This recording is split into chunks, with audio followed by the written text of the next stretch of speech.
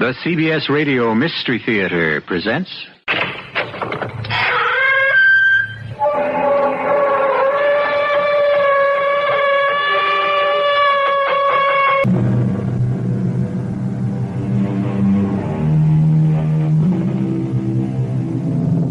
Come in. Welcome. I'm E.G. Marshall. We have a drama for you. An adaptation of a story written long ago. A lady by the name of Mary Wollstonecraft, dead now for a century and a quarter, accomplished in her lifetime two things for which she is well remembered. She married the poet Percy Bysshe Shelley, and she composed the novel Frankenstein. The first brought her misery, the second brought her fame. Though she never married another man, she did write other novels and a goodly number of short stories besides. It is one of these we bring you now.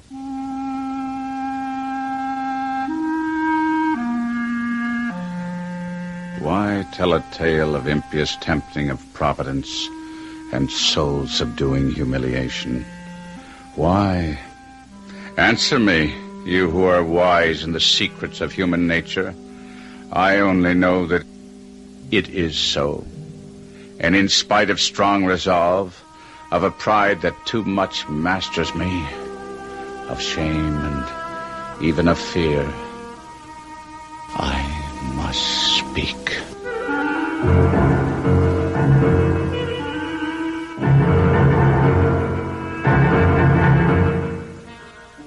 Our mystery drama, The Transformation, was adapted especially for the Mystery Theater by Elspeth Eric and stars Kevin McCarthy.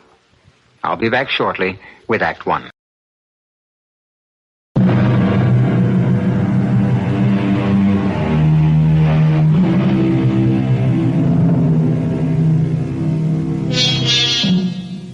The background for our tale of horror is the proud and beautiful city of Genoa, which looks down upon the blue Mediterranean Sea where the northern coast of Italy curves toward France.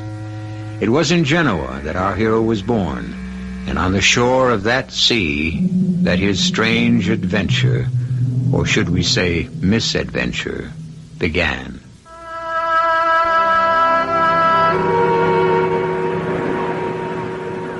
I walked the shore. The waves sounded in my ears. The air was gray and dismal, and above the horizon black clouds loomed. The scene reflected my own mood, misery and desperation flooding over me, and a crushing sense of my own helplessness.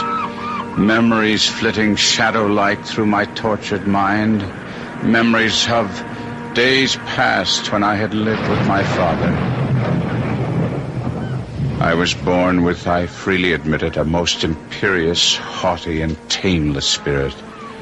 The words of our confessor, Father Pellegrini, echoed in my head. Your father seems a tyrant to you, Guido. I know that. But you have no mother, and someone must check the wild impetuosity of your character. You must respect your father's wishes, Guido. But I did not. The only hope of my rebel heart was to be a man, free, independent, or, in better words, insolent and domineering. Ah, Guido, what is to become of you? My father had one friend, a wealthy Genoese noble, the Marchesa Torella, who, in a political tumult, was sent for a time into exile. Like my father, he was a widower with one child. A little flower of a child whom he left under my father's guardianship. You will take care of my precious daughter, will you not, Guido? You're several years her senior. You will be her protector, her defender, will you not? I had only nodded my head, but my heart had said much more. My heart had given glad shouts that this exquisite child was to be put into my care. Though words would not come to my lips, this little child, this Juliet, had held out her tiny hand and placed it in mine with such simple trust and affection that then and there I knew I had met my fate. Guido? We grew up together, she and I. When I was 11 and Juliet 8 years of age, a cousin of mine, much older than either of us, he seemed to me to be quite a man, took great notice of my playmate, and one day he called her his bride and asked her to marry him. And when she shrank from him, he insisted and drew her towards him. I had watched the odious scene, and with the emotions of a maniac, I threw myself upon him. Guido! I strove to draw his sword. Failing in that, I clung to his neck with a ferocious desire to strangle him. Guido, no! Boys! Guido, loosen your hold! I'm ashamed of you. No, don't try to explain. I know the bully was trying to force himself on our little Juliet, and I know you had to come to her aid, but Guido, had you not been too small to draw his sword from his scabbard, who knows what you might have done? Father? Your actions were a great sin. Come with me to the chapel, and we will pray for your impetuous soul. This I did, and that very night I returned to that same chapel, holding little Juliet by the hand, and in that holy place I profaned her child's lips with an oath that she would be mine forever, forever only mine. Well, those days passed away. After a few years, the Marchesa Torella returned from exile and became wealthier and more prosperous than ever. When I was 17 and Juliet a blossoming 14, my father became gravely ill. As he lay dying, Torella, Juliet, and I stood by his bedside. I know what you seek of me, my friend. That I will take your son to my heart and into my home. You have my word on that. But there is more, is there not, my friend? Yes. You wish me to bestow upon your well-loved son the hand of my equally beloved daughter. That is your wish, is it not, my dear friend? And so it was done. The beautiful child I had so loved from childhood was promised to me against the day when I should be so situated as to claim her for my wife. And now on the rocky and rain-swept shore, as I walked bent over against the rising wind, the memory of these early feelings returned to mock me, torture me, drive me to a distraction I thought I could not bear. My dreams had vanished. Hope had abandoned me. I had been willing to die there on the shore, to let the rain and the cold congeal my blood and freeze my marrow and end at last a life which had become unbearable. Then all at once, a gigantic flame pierced my eyelids and made me lift my head to look seaward. The spot where I knelt was locked on one side by a rugged promontory. Round this cape suddenly came, driven by the wind, a vessel. In vain the mariners tried to force a path for her to the open sea, but the fierce gale drove her on the rocks. With a frightful shock, the vessel dashed upon her unseen enemy. In a brief space of time, she went to pieces. I covered my face with my hands and wished with all my heart that I could have sunk beneath the waves with those unfortunates. Then, all at once, I looked up. Something was floating towards the shore. Was that a human form? A human being bestriding a sea chest? A fellow creature saved from a watery grave? Was it human? Surely never had such existed before. A misshapen dwarf, I could see it now, with distorted features, a torso as wide as it was long, legs thin as threads and extending an inordinate distance from his body. His arms were the same, and the hands that dangled were tipped with pointed nails that were black all over. By Saint Beelzebub, I have been well bested, and by the fiend, here is another ally of the Mighty One. To what saint did you offer prayers, friend, if not to mine? Now I could see his face. God in heaven, his face. His head sloped back from his eyes so sharply he could be said to have no forehead at all. His hair was black, as were his eyes, but long and growing unevenly over his shriveled pate, and from the backs of his hands, from his legs, and even from between his toes. What a noise the big ocean makes! The waves disturb me. I will have no more of my glory. Silence, winds! To your homes! Clouds! Fly to the antipodes! And leave our heaven clear!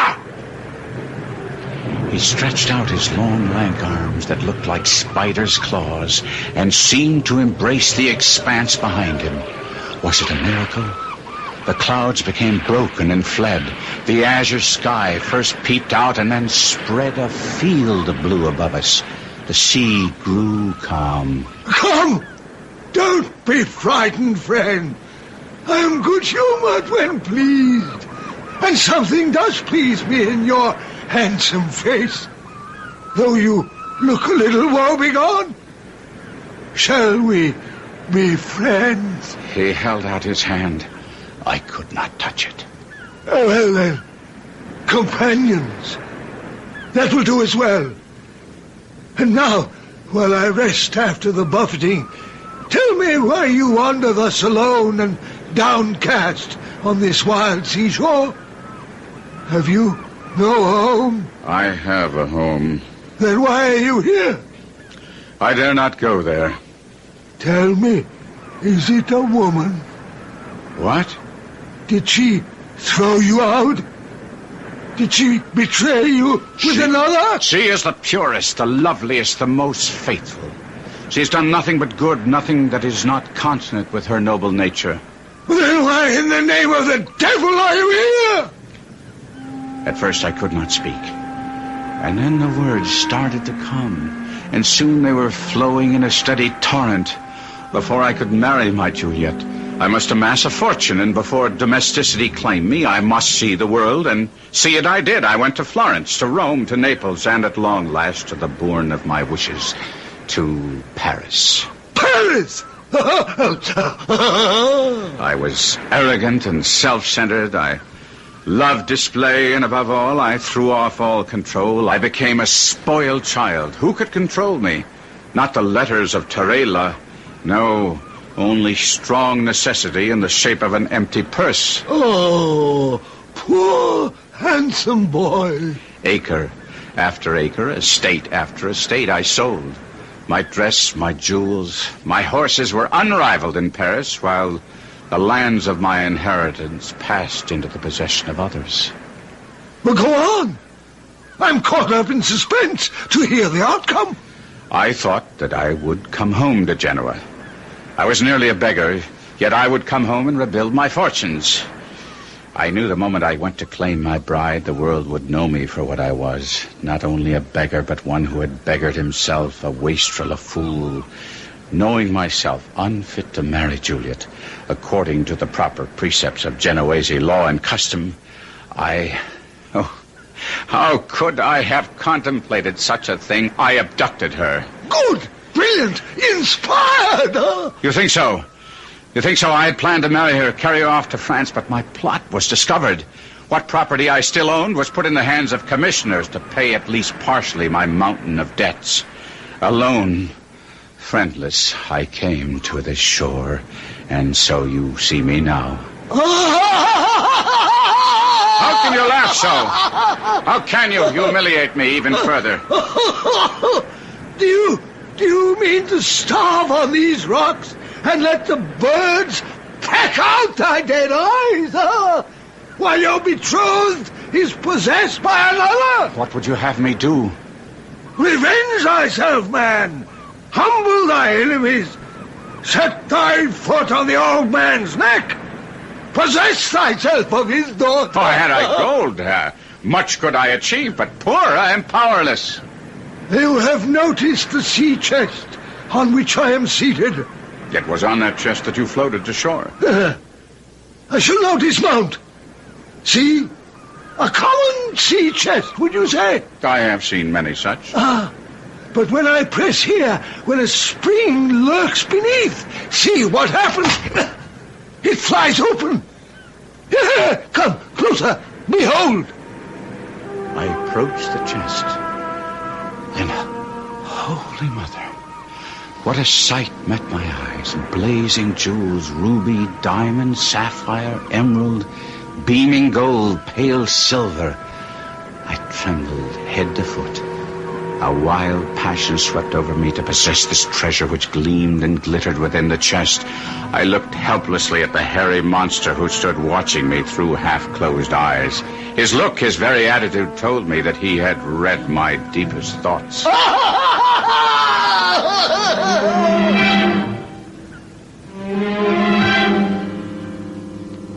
Can it be that from horror comes beauty? Can hope be born of despair? Even as the winds die down, the thunder ceases, the waves subside, and the wind quietens, there comes the suggestion, only the suggestion, mind you, of the sun's revival, the heralding of a clearer day and a fairer sky. We will be back shortly with Act Two.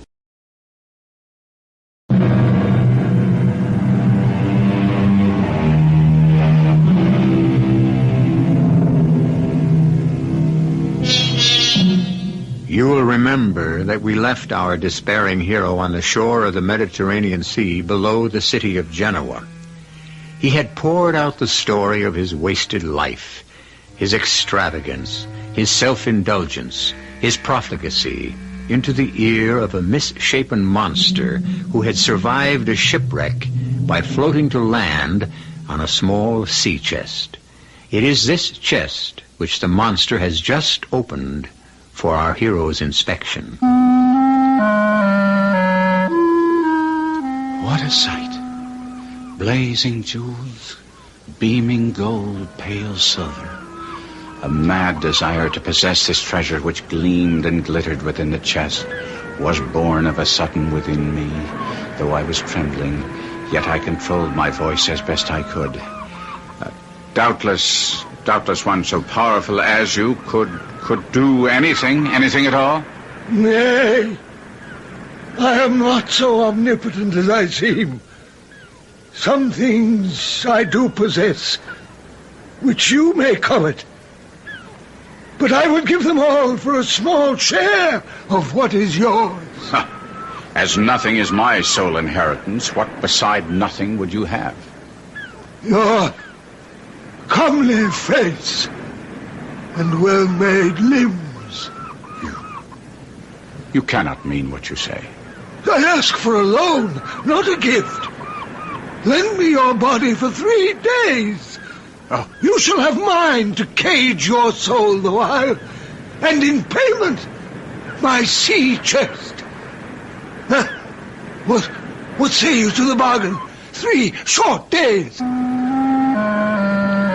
It may seem to you, listener, incredible that I should lend my ear to this proposition, but in spite of his unnatural ugliness, there was something fascinating in a being whose voice could govern earth, air, and sea, and I did feel the keenest desire to comply. For with that chest I could command the world. You must realize that if you were to be faithless to our bargain, I would soon die upon these lonely sands. I shall leave you food for survival. But even should I survive, the limbs and body which are still mine would be yours forever. 3 days only! Look here. See the blue of these sapphires. See how the rubies glow, the diamonds flash and sparkle. And there is gold enough here for a kingdom, silver to furnish an army. I know little of black magic, for that is surely what you deal in.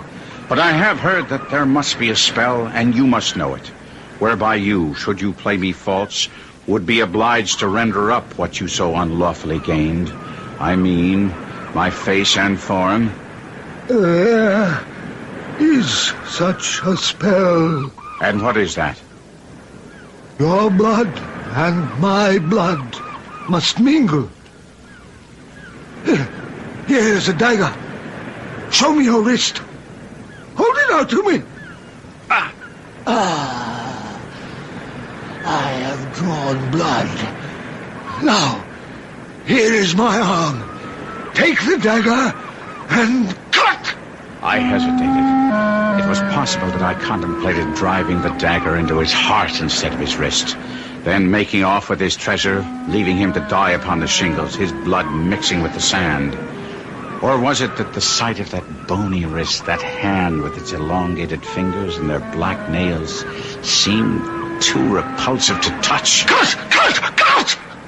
Cut I did. I held the horrid hand and drew the dagger across the skinny wrist until the blood flowed freely. Good. Now our wrists must lock together. Let our bloods become one. And so we did.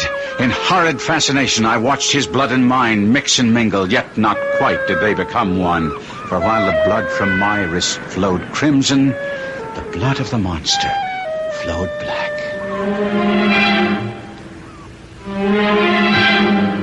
I scarcely knew when he separated himself from me. My eyes were fixed upon the treasure chest. I let the jewels run through my fingers. I caressed the gold. I stroked the silver. But as I did so, I saw my hands. Would they really be mine? Long, black, emaciated fingers with long, black nails? Yes, they were now mine. But I comforted myself only for 3 days. I thought to retire to a cave nearby and there wait out the little time before the monster's return. I picked up the chest awkwardly. So unused was I to my new arms. I entered the cave, set down the chest full of my fortune, and ruminated on my future conduct. I felt a surge of joy, of confidence, and a glad cry escaped my lips. Thank you, my Lord God! Oh, horror of horrors! The voice was the voice of the monster. He possessed not only my face, my limbs, but he had taken my voice itself.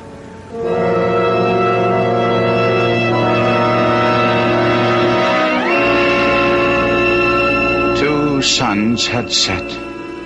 The third dawned, slowly paced the bright orb up the eastern sky. Long it lingered in the zenith, and still more slowly wandered down the west. It touched the horizon's verge.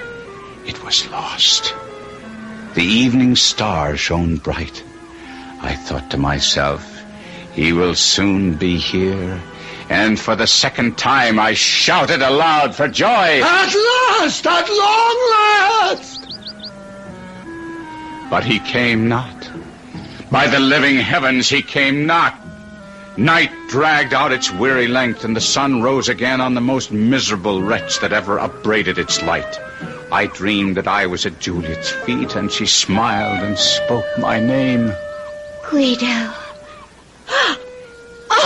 Guido! She had seen my transformation. I awoke with the agony of the nightmare upon me. I would on the instant return to Genoa. That was my resolve.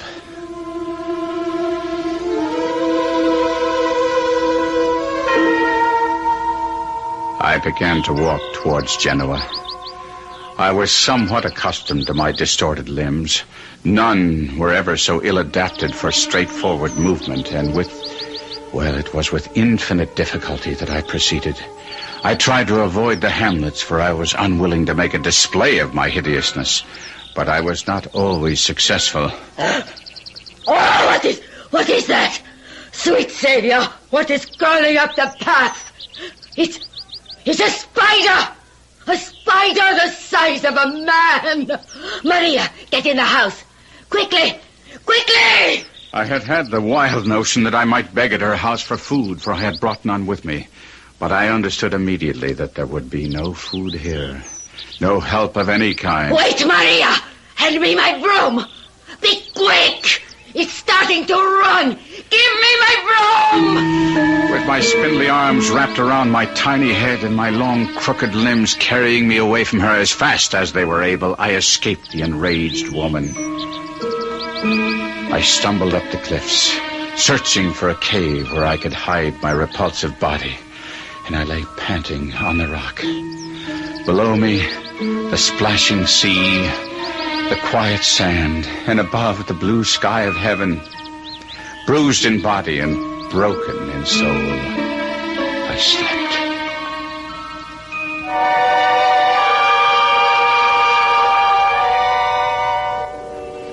I rose next morning with the sun and continued my journey. I walked as best I could, but it was dark before I approached the outskirts of Genoa. The weather was so balmy and sweet that I conjectured that the Marchese and his daughter might have left the city for their country retreat. It was from this Villa Torella that I had attempted to abduct Juliet. I had spent many an hour reconnoitering the spot and knew each inch of ground well. It was beautifully situated and bosomed in trees. As I drew near, it became evident that my conjecture had been incorrect. The Villa Torella was lighted up. Strains of music were wafted toward me by the breeze. The country people were all flocking about. I longed to address someone, to inquire the occasion of so much festivity. But I thought I might, from some hiding place, hear others discourse, and in some way gain intelligence of what was going on. So, entering the walls that were in the immediate vicinity to the mansion, I found one dark enough to veil my excessive frightfulness. There, amid the shadows, quivering with fright and dread, I heard footsteps. 2 pairs of footsteps approaching along the gravel path. A beautiful night for the gala, Father. A happy omen of tomorrow's ceremony, Marchese. I do believe it will be a blessed union, Father Pellegrini. Do you not? By all the saints, my friend, I sincerely believe it. Guido has changed, Father. He is truly penitent, truly reformed. I feel that. He is the prodigal returned, Marchese. Father Pellegrini, it brought tears to my eyes when he so humbly, yet with such dignity, asked permission to call himself my son. And you pardoned him? Ah, with joy and love in my heart. And fast upon the pardon bestowed on him the gift of my lovely child, my Juliet. You have acted nobly, Marchese, with magnanimity. Wisely, too, I trust, Father. I believe so. My heart died with horror. I had done all this. On the morrow, my once promised bride was to pledge her vows to a fiend from hell, all because of me, O merciful God. The anguish was too great to bear, and scarce knowing what I intended, I grasped the dagger that the monster had used to sever both our wrists, and I plunged it in my breast.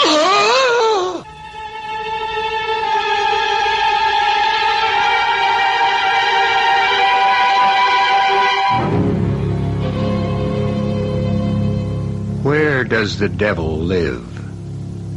How does the devil speak? What does he look like? What powers does he possess? And how may he be disarmed?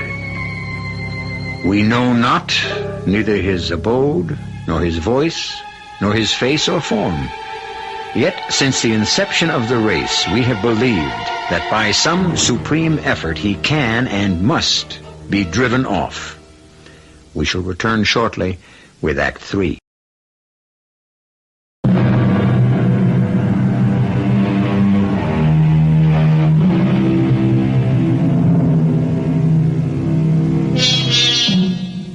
Recall with me now, dear listener, how we left Guido, our gallant cavalier, transformed now into the shape of the most repellent monster, hiding in the shadows of the Villa Torella, where he heard the Marchese Torella and Father Pellegrini discuss the marriage on the morrow. His long-loved Juliet was to marry the monster who now appeared to be, and everyone believed to be, Guido himself. The anguish was too great to bear, and scarce knowing what I intended, I grasped the dagger and plunged it into my breast. I know not how long I lay there in the darkness, but I sensed somehow that the dagger had not pierced my heart. I had not ended my agony, only prolonged it. Then I heard voices Father Pellegrini and the Marchesa Torella were returning along the gravel path. I had wounded myself badly, and too weak to move, lay directly across the path where they could not fail to see me. Father, look here. There, on the path. Oh, my sweet Savior. What can it be? Is it an animal? Certain it is nothing human. It's some dead thing, some beast who dragged itself from Lord knows where to die in my garden. But what shall we do with it? Don't touch it, Father. But I must make sure. It is foul and putrid. Let it lie there where it is. I'll fetch a servant to take it outside the walls and bury it. Poor creature. Whoever or whatever you are, God have mercy on you. What? Did I see you still? Is it possible? Do you still live? There, you moved again. You need the doctor for Reg. Hold fast to whatever life is in you, and I will return. My wretched body had somehow, without my wishing it, responded to the kindness I heard in Father's voice. Despite my self-inflicted wound, I somehow raised myself and staggered toward the villa. Wild thought races through my brain. Could God permit the foul union slated for the morrow? I hid myself among the trees. The garden grew deserted. The gates were closed.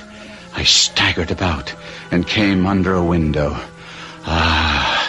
Well did I know it. A soft twilight glimmered in the room. The curtains were half drawn. It was the temple of innocence and beauty. I saw Juliet enter, approach the window beneath which I lurked. She clasped her hands. She raised her eyes to heaven. Guido. Mine own Guido. Then, as if overcome by the fullness of her own heart, she sank on her knees. Oh, Guido, my only love. What joy the dear Lord has conferred upon me. Oh, let me live only for my life's love, my Guido, my best beloved. I heard a step, a quick, firm step, and soon I saw a young man richly dressed, young and graceful to look upon.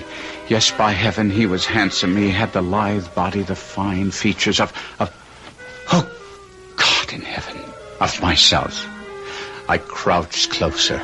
The youth approached. He paused beneath the window. She arose, and again looking out, she saw him. Guido, oh, my love. The guests have gone. My dearest, you must go too. It is not seemly that we should be together like this until after tomorrow's happy meeting. I will not go. Ah, sweetest, could I press one kiss upon thee, I could repose. And then he approached, and I thought he was about to clamber into her chamber. I had hesitated not to terrify her. But now I was no longer master of myself. I rushed forward and threw myself upon him. I cried, "Oh, loathsome and foul-shaped rat! Guido! Heaven protect us! The dagger was in my hand. I knew that soon the monster and I would be separated. In the midst of my frenzy, there was much calculation. I must fall upon his sword that he did not survive. I cared not for the death blow he might deal against me. I saw his villainous resolve to do this in the sudden thrust he made at me. I threw myself on his sword, and at the same time plunged my dagger with a true and desperate aim in his side. We fell together, rolling over each other, and a tide of blood that flowed from the gaping wound of each spilled on the grass. And in the moonlight I saw that my wound shed blood that was crimson, while from the gash I had made in his side flowed blood that was black. More I saw not, for I had fainted.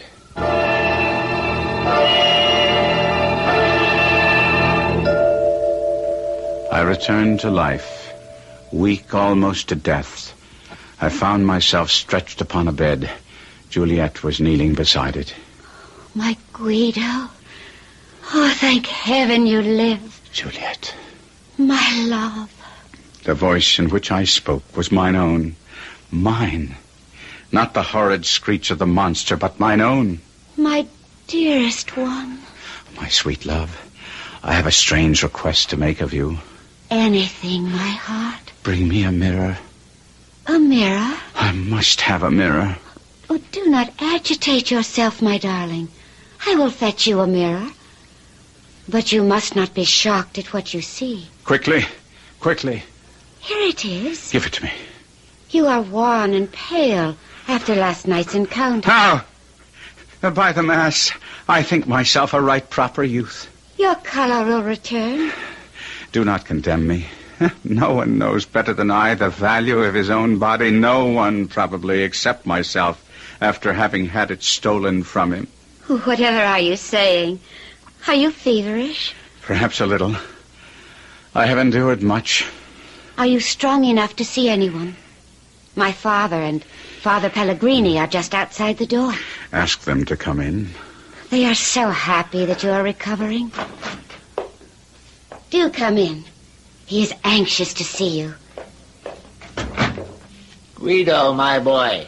Marchese. You look well, Guido. A little pale, that's all. The doctor says that in a few weeks' time you will be up and about. And well enough for the wedding ceremony. Do you have any pain? None at all. Oh, hardly any.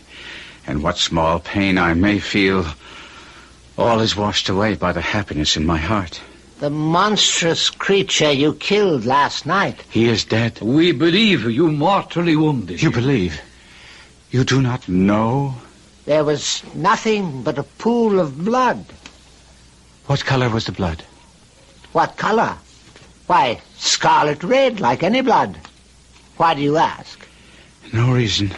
There's no reason that I can give you on the instant. And then we heard Juliet calling for her father, and we hurried to a room. And outside her window we found you. 2 deep wounds in your breast, but, praise God, still breathing. I told them how this black monster had sprung out of the darkness with a dagger in his hand. How you had drawn your sword. Wait, all of you. Where is this black monster now? Is he still beneath the window, or has he been carted away? We never found him. Never saw him again. Doubtless he crawled away to die outside the gates. None of the villagers ever caught sight of him. None. We have inquired of all who were there. Oh, Guido, my dearest, why trouble yourself?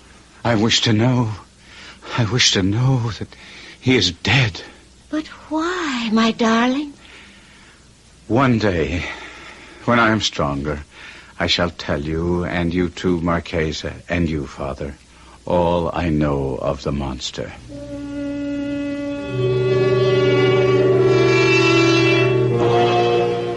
And so I did. Incoherent as it may have sounded, some weeks later, I talked first to Juliet of the monster and his crimes. But you are raving, Guido. You are still suffering from your wounds. Your encounter with the beast. You nearly married him. Hush. Hush, my darling. Speak no more of that dreadful encounter. It has left you fevered and distressed. But do not fear, my heart. I shall tend you and nurse you back to health. And once we are wed, you will forget the black monster forever.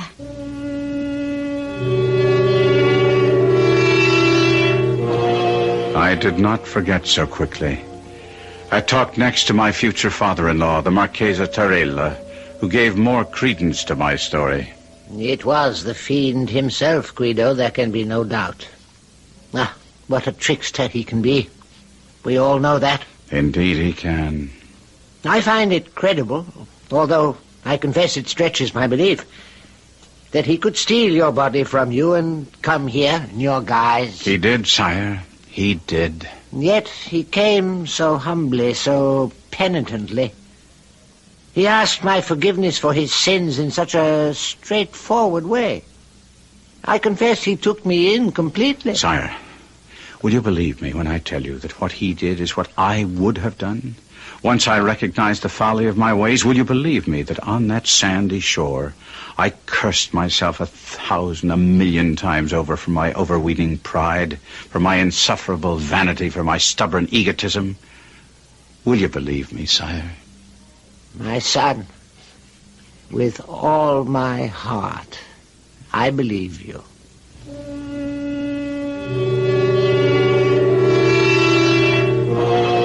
But when I told Father Pellegrini the story entire, his idea differed from either Torella's or Juliet's, and it is his interpretation of the strange events that I most favored, and favor to this very day. I am of the opinion, Guido, that it was not the fiend, nor any demon, who made the fateful bargain with you that day, your body in exchange for his wealth. No, I think it might rather have been a good, not an evil spirit, sent by your guardian angel to show you the folly of your pride. I did not again visit that strip of sand where I met the monster, nor did I seek for the treasure. The work of my bodily cure and my mental reform went on together. I have never, it is true, wholly recovered my strength. My cheek is paler since, my person a little bent. My wounds still trouble me, and Juliet sometimes alludes bitterly to the malice that caused this change. But I kiss her and tell her all is for the best. I am a more faithful husband, and but for those wounds, never would I have called her mine.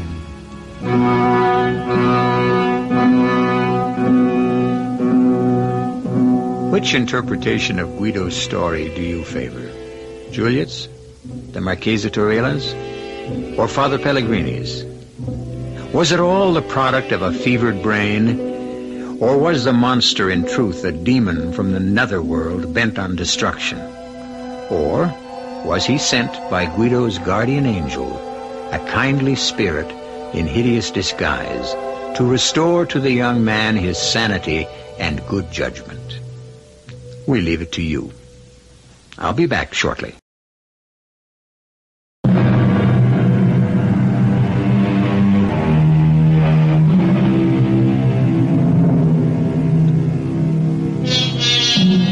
We have said that each one of you may opt for whatever explanation of our story you prefer. Was the monster a vision, a devil, an angel? There is a fourth interpretation which we offer for your consideration. It is from Joseph Conrad, the great Polish writer. The belief in a supernatural source of evil is not necessary. Men alone are quite capable of every wickedness. Our cast included Kevin McCarthy, Robert Dryden, Ian Martin, and Evie Juster. The entire production was under the direction of Himan Brown. And now, a preview of our next tale. I would like to ask a favor, Dr. Larson. Favor? Well, what is it? Don't you feel well? Do you look sick? What? Your eyes look... One favor, please. What? Would you permit me to make a plaster cast of you? I mean, the lady is so lonesome. Me? A cast of me? What a crazy idea. Hey, let go of me. I will not hurt you, please. Let go of me. Get your hands off me. No, do not leave. Let me go. Damn you. Let go of me. No, stay. You're hurting me. My neck. I do not mean to push you down. Please, I'll help you up. Do not die, Dr. Larson. No! This is E.G. Marshall inviting you to return to our Mystery Theater for another adventure in the macabre. Until next time, pleasant dreams.